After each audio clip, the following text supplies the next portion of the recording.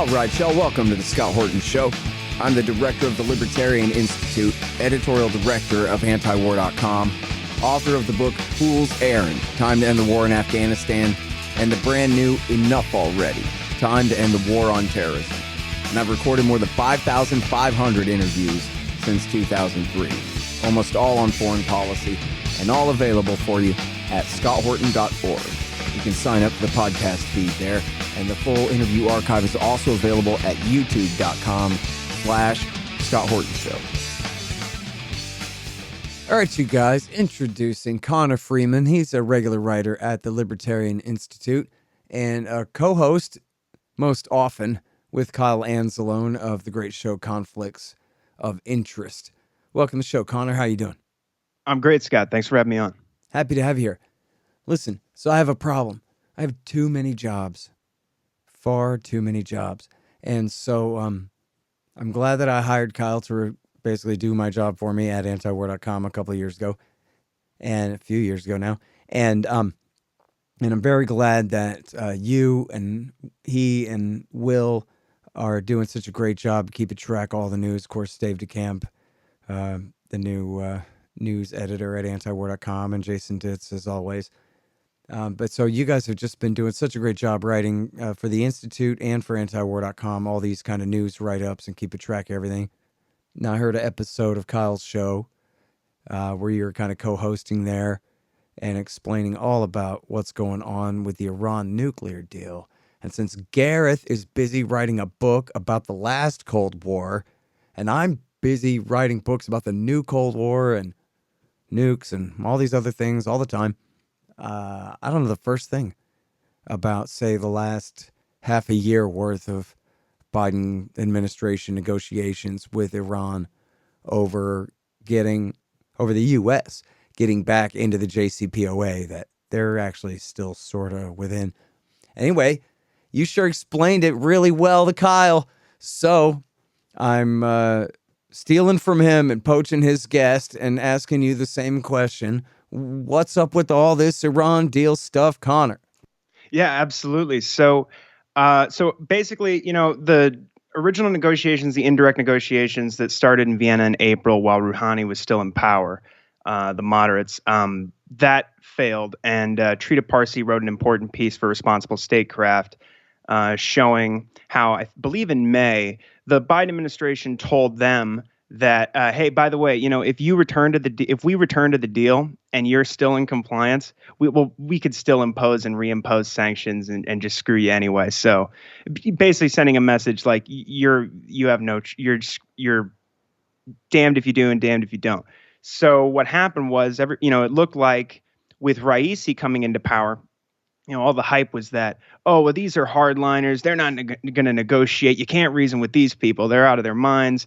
And so they basically spent the interim months between Raisi's regime, government taking power and returning to talks in the beginning of December, which they had said all along. They had the full intention. That was their intention, to return to talks and to get the Americans back in the deal. And in the interim, Anthony Blinken, Secretary of State, spent all of his time going around with the Israelis saying they have a right to defend themselves and all options are on the table, and basically saying we don't even think that they want to return to the deal, and we give Tel Aviv a green light to do whatever they want. And so when they returned to talks, the Israelis immediately came out and said the Iranians are seeking a nuclear weapon. And we know we have all this evidence. And, previously when the talks started in April, they just attacked the Natanz centrifuge building and uranium enrichment facility, caused a huge explosion, power outages, and all this. And when the talks were originally announced back in April, they attacked an Iranian cargo ship in the Red Sea. But this time they went more of a diplomatic route. And, I should just add that a couple months before talks started, Bennett met with Biden and said, I'm going to lay out my strategic vision for how to deal with Iran. And it consists of a series of clandestine attacks and the gray area stuff. And basically said that the peaceful route won't last forever and all this nonsense, just more and more threats. So it was interesting because after the Israelis said they're seeking a bomb, William Burns, the CIA director, came out and said that's not true. And so the talks started, basically seemed to get off to a rough start because Blinken and Robert Malley were coming out and going, the window is closing, the window is closing. And the Europeans were kind of saying the same thing. But they have a really good, the Iranians have a very adept negotiating team, arguably better than previously when the original deal was negotiated. And they've secured some concessions that are pretty interesting that are actually better than what they had before. And but yeah, the lead negotiator is a guy named Ali Bagheri Khani. And basically, he put forward 2 draft proposals, which were covering Iran's nuclear commitments that they would return to under the deal, which they only started to walk back from after a year of the maximum pressure campaign. After Trump left the deal in 2018, they waited until a year later in 2019 to start walking back their commitments. And then most of the things that they did that get hyped up are really in response. Most of them were demanded by parliament, or they were in response to Israeli assassinations of their scientists or attacks on their nuclear program. And so they put forward these proposals, and the original reaction was, oh, this is unreasonable. They're demanding too much. Basically, what they were demanding was a return to the 2015 status quo. They wanted a full implementation of the JCPOA, not what Obama did, whereas Mohammed Marundi, the brilliant academic who's sort of their point man for international media in Vienna, who's, goes, we haven't forgotten that the Obama administration imposed sanctions the day the deal was signed, and that they went around telling foreign businesses, not to work with the Iranians even after the deal was implemented, ostensibly. So they wanted a full reversal, the rollback of the entire maximum pressure campaign, and they wanted guarantees and a verification mechanism to guarantee that they would have all the sanctions lifted that are promised in the JCPOA. And they said to the Europeans, you can write your own proposal if you don't like ours. And the Europeans are like, yeah.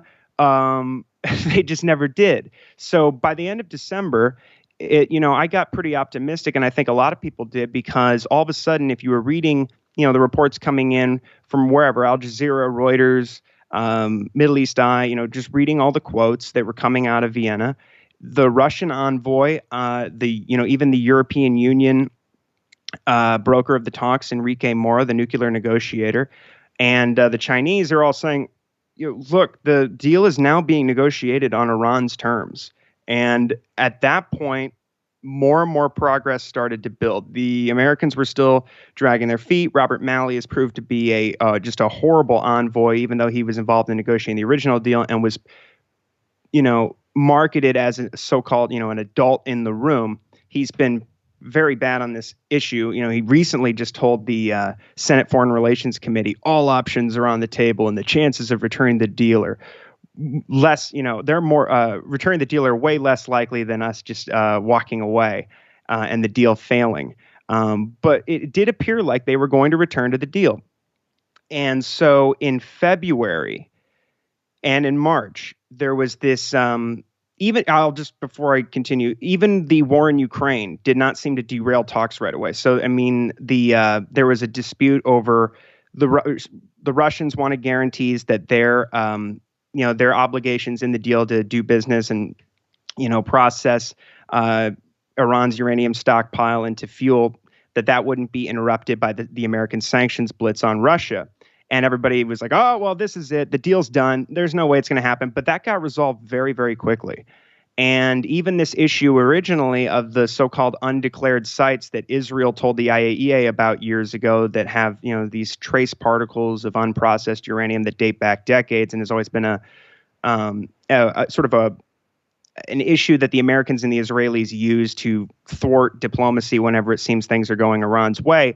Even that seemed to be resolved because the IAEA Rafael Grossi at the time, the director general, cut a deal in Tehran where they would provide documentation and explain everything about what happened at those sites. And the Iranians really wanted to put that issue to bed for good. But what happened in February and March was the Israelis started ramping up their attacks on Iran, including drone strikes in Kermanshah on a drone facility, and another attack that has been alleged that occurred in Tabriz on a similar facility. And also they bombed Syria and killed 2 IRGC members. And so, in response to this, Iran made a drastic step. They actually fired ballistic missiles at a site in Erbil that they claim was a Mossad intelligence operation. And not that that's actually been confirmed yet, but I mean, the attack on the drone facility in Kermanshah destroyed hundreds of drones and did severe damage to their drone fleet. And there's reports out of Iran that a few people were actually killed in Tabriz in this attack in that city. And so after that, or more or less concurrently, there was this massive push in Congress to thwart the deal entirely, led by not just Republicans, but Democrats. So Elaine Loria, who's famous, she's a congresswoman from Virginia. She's famous for supporting Republican legislation called the Taiwan Invasion Prevention Act. She wants to make sure that we completely do away with Article 1, Section 8 of the Constitution so that Biden or whoever who is president next can launch a war on China immediately without any waiting time or any kind of deliberation in Congress and God forbid, a declaration of war. We can just immediately go to war. But she led in the event of an attack on Taiwan, but she, with Josh Gothamer, who is another huge Democratic Party Iran hawk in the House, they gave a huge speech where they said they spoke for more than a dozen Democratic Congress members who, and they basically said that, we can't accept this deal. Iran is so close to a nuclear weapon, and this IRGC issue, these are they're the leading state sponsor of terror, and just hyping up the threat and saying that they would not support the deal. Tom Cotton led a group of almost a dozen Republican senators saying we need to get refueling aircraft to Israel now. We need to get them more F-35s and military helicopters. We can't wait. They need to defend themselves against Iran. There was even a group of former national security officials and administration officials, including Elliot Abrams, who came out and said, if they remove the IRGC from this foreign terrorist organization blacklist, it's an affront to Gold Star families, and it's going to encourage daily attacks from this terrorist organization on American troops. And the Republicans in the Senate, 49 out of 50 of them said that they would not support a deal with Iran unless it dealt with their ballistic missile program and their support for their allies in the region. The only Republican in the Senate who has been good on this issue, and quite frankly, he's been better than any Democrat I can think of, is Rand Paul, which is interesting because he was bad on the deal originally, and he actually signed Tom Cotton's letter that was sent to Tehran, where he said, don't get too comfortable. As soon as we get a Republican in office, we're going to rip up the JCPOA.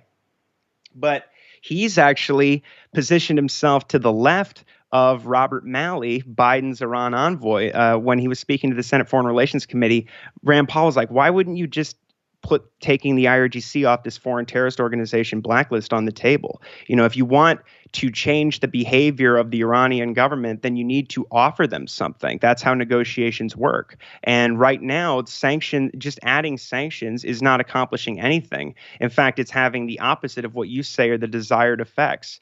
With the advancements in Iran's nuclear program, which are purely for leverage, but it's hyped up as they're getting closer to a bomb always. But so there was this massive push from Congress to just completely send a message to Biden and Tehran that if a deal is signed, it would, break Biden's political, it would destroy Biden's political capital probably in the midterms and certainly next time when he runs for re-election. And also to Tehran that, if a deal is signed, we'll rip it up and even the Democrats will be behind it. Hang on just 1 second. Hey guys, I had some wasps in my house, so I shot them to death with my trusty Bug Assault 3.0 model with the improved salt reservoir and bar safety. I don't have a deal with them, but the show does earn a kickback every time you get a Bug Assault or anything else you buy from Amazon.com. by way of the link in the right-hand margin on the front page at scotthorton.org. So keep that in mind. And don't worry about the mess. Your wife will clean it up. Green Mill Supercritical is the award-winning leader in cannabis oil extraction. Their machines are absolute top of the line. They simply work better and accomplish more for less than any competitor in the world. We are talking anywhere from a couple of $100,000 for the base model and up. So this is for serious business people here. But the price, as they say, will be worth it. Green Mill Supercritical customers' investments pay for themselves oftentimes in just weeks. Simple enough for almost any operator, deep enough for master technicians. Their new novel techniques for inline real-time winterization are leaving their competitors in the key. That's greenmillsupercritical.com. Man, I wish I was in school so I could drop out and sign up for Tom Woods' Liberty Classroom instead. Tom has done such a great job on putting together a classical curriculum for everyone from junior high schoolers on up through the postgraduate level. And it's all very reasonably priced. Just make sure you click through from the link in the right margin at scotthorton.org. Tom Woods' Liberty Classroom. Real history, real economics, real education. So, and in the meantime, Israel, in the last, really since May, have ramped up a assassination program in Iran that is much. I mean, the amount of they might have killed 6 people here in just the last few weeks. So there was a high-profile assassination of a senior Iranian of an IRGC colonel named Hassan Syed Kodeh. He was murdered in his driveway, parked in his driveway by 2 men on motorcycles, bearing the hallmarks of previous MEK attacks, Mujahideen Khalq attacks on Iranian scientists, and then there was another drone attack shortly after that, a quadcopter drone attack, just like they did in the Israelis did in Karaj last year in the summer in June, where they destroyed they destroyed the roof of the industrial shed at a nuclear facility in Karaj, destroying IAEA cameras. And it took Iran like most of the rest of the year to get the IAEA to say anything even approaching a condemnation of an attack that destroyed their equipment. And the only reason they did that was because the Iranians said, we won't reinstall your cameras unless you condemn Israel. And so they now there's Iran, according to the New York Times, believes that they also killed a aeronautical engineer named Sayoub Antazari, who was poisoned at a dinner party. And then there was another geologist that they killed who Israeli media reported, this guy worked at Natanz, although that's been disputed. They say the Iranians and people close to this man have said that he actually worked for a private geological research company. But nevertheless, Iran reportedly believes both of these men were killed in Israeli assassinations. And now there have been, this is on top of that drone attack at the Parchin military complex where they attacked another drone facility, killing an engineer. There's also reports of 2 more IRGC members who were martyred, as the Iranian media is saying, in 2 mysterious accidents. And so, in the midst of all of this, the Americans continue to basically say, we're never taking the IRGC off this foreign terrorist organization blacklist, which the Iranians were demanding, not as part of negotiations to revive the JCPOA, but as part of a side deal. And of course, I already said there's all this opposition to that in Congress and everywhere else. The Israelis were against it. And so after they killed Kodeh, Biden comes out like a day later. And, there's reported in Politico that Biden has made his decision. He's not taking the IRGC off the foreign terrorist organization list. And then there's a source in there in this report that goes, and he already had decided this like a month ago and called Naftali Bennett and told him about it. So the day that happened, Naftali Bennett tweets out, Biden is a true friend of Israel, and we're glad to see that the IRGC is going to remain on the foreign terrorist organization list where it belongs.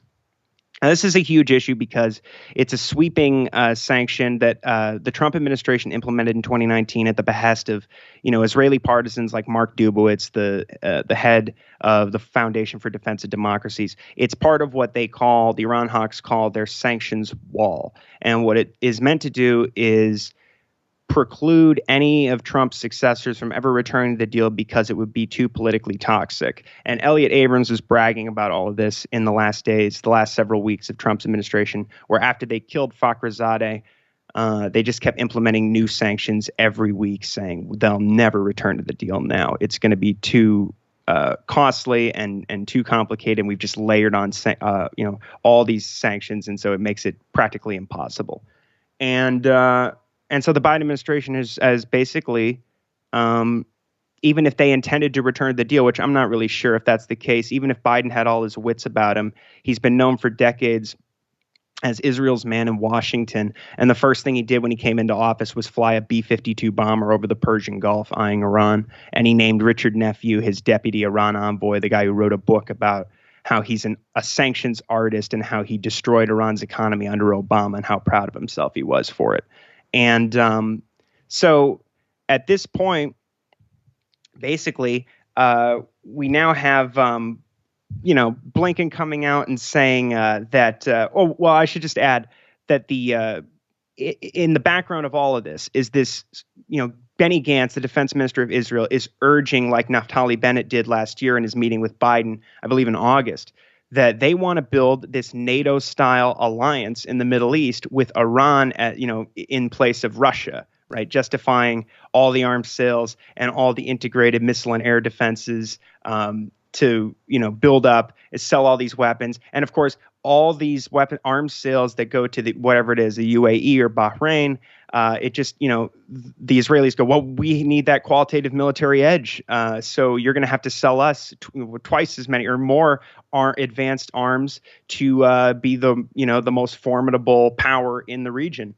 And so basically what they're doing now is you have, again, it's like the military, the Pentagon and the Congress working with the Israelis to promote all this hawkishness against Iran for all their, for all their special interest reasons.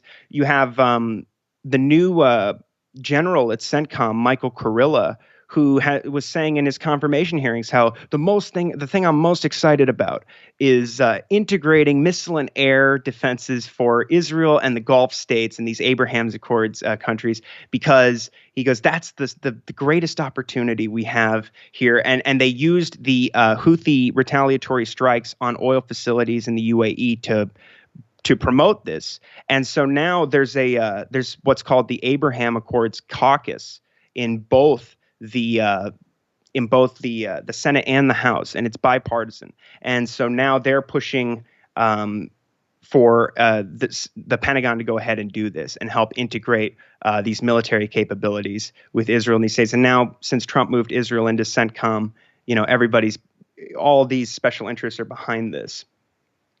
And so that makes returning to the deal obviously much less advantageous for more and more people, because you need, Israel relies on having the great phony Iran threat to justify billions of dollars in aid, from the Americans every year. And so even though there's this sort of debate and factions between the military and intelligence apparatus of Israel, there's this Brigadier General Dror Shalom, who's the head of the political military bureau of the Israeli Defense Ministry.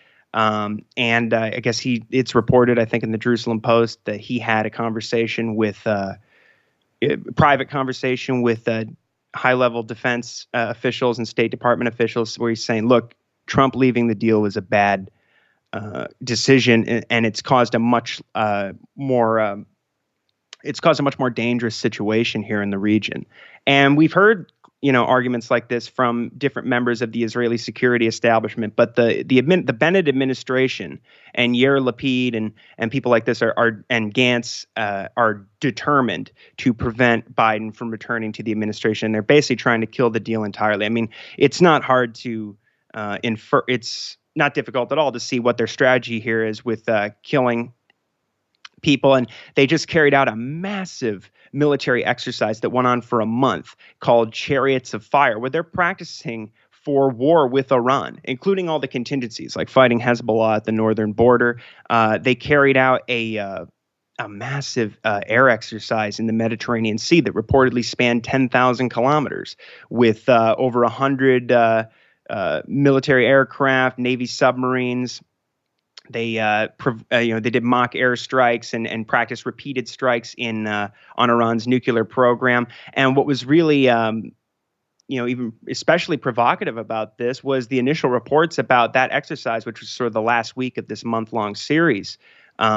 They were saying the U.S. Air Force is going to be contributing. They're going to be helping us. They're going to provide refueling aircraft and join in the exercise. And that ultimately didn't happen. But the Kurilla, the new head of CENTCOM I mentioned earlier, he was there observing many of these exercises. And so, it's just been they have just not let up. And in the meantime, there's been a lot of other controversies going on with the IAEA, who are becoming more and more political. And basically, this is ridiculous, but it sounds like I'm making it up. But Rafael Grossi, the Director General of the IAEA, which is supposed to be, they are monitoring Iran's nuclear program, and they should be saying again and again that they're under a safeguards agreement and they've been verified for decades that they're not seeking nuclear weapons, and that we want this deal, the Americans, to return to this deal because it's the most comprehensive inspections regime ever implemented by the IAEA. But instead, what Grossi is doing is he's refusing to take, he says that Iran's documents that they provided on those undeclared sites are not credible, and then he goes to Tel Aviv and meets with Naftali Bennett, and Bennett starts making threats against Iran publicly and saying that I told Grossi that we have a right to defend ourselves and prevent Iran from acquiring a nuclear weapon, and to engage in self-defense and action against their nuclear program. And then Grossi just goes, I just want to say that we're really, it's important that we talk about Iran because the Safeguards Agreement and the Non-Proliferation Treaty is so important for global peace and security. Again, just extremely hawkish. And the director, Mohammad Eslami of the Atomic Energy Organization of Iran, called this out. And he's like, "Oh, you're making threats against us. The Israelis are making threats with us, and you're meeting with them. How many inspections are you allowed to have in Israel? Or how many inspections do you carry out in Israel? Are you even allowed to do an inspection?" And basically, they have taken this issue of the undeclared sites, and the Americans and the Europeans at this Board of Governors meeting at the IAEA very recently, they put forward a draft resolution that was passed with, I believe, only Russia and China opposing it.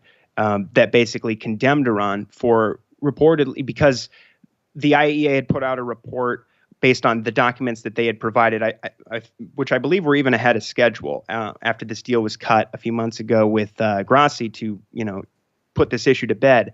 And they said, and the Iranians said that report was horrible and it was hasty and unbalanced and unfair. And what happened was basically the Europeans, the E3, and the Americans put forward this resolution condemning Iran and saying it was just basically saying that they're being uncooperative and this is very dangerous. And it was passed. And then now the Iranians have retaliated by deactivating 27 cameras, which were installed voluntarily as a part of the JCPOA. The IAEA was not even getting access to that footage. They still have 80% of their cameras installed as a part of the Safeguards Agreement. Yeah. And so see, that's the real joke. I'm so sorry. We're out of time, man. No, sure. I think the whole audience, I know what everybody's thinking right now. Who needs Horton? This guy's got it all together. This is really great. But the problem is I have to go because Ramsey Baroud is next. But I think, the real punchline here would be if the JCPOA completely falls apart, and then they're still in the NPT anyway. So who cares? They're still not making nukes. The Ayatollah already said that God said they're not allowed to. So what the hell? Right. But anyway, I'm sorry, man. I could have sat here and listened to you for another half an hour. It's been absolutely great. And I'm going to listen to it again later, too. But I do have to go. But thank you so much, Connor. Really appreciate it. Yeah, absolutely. Thanks, Scott. All right, you guys. That's Connor Freeman. He's one of my guys at the Institute. We're doing good work over there. It's the Libertarian Institute, libertarianinstitute.org, and you can also find him at antiwar.com and on Kyle's show, Conflicts of Interest, as well. The Scott Horton Show, Anti-War Radio, can be heard on KPFK 90.7 FM in LA, APSradio.com, antiwar.com, scotthorton.org, and libertarianinstitute.org.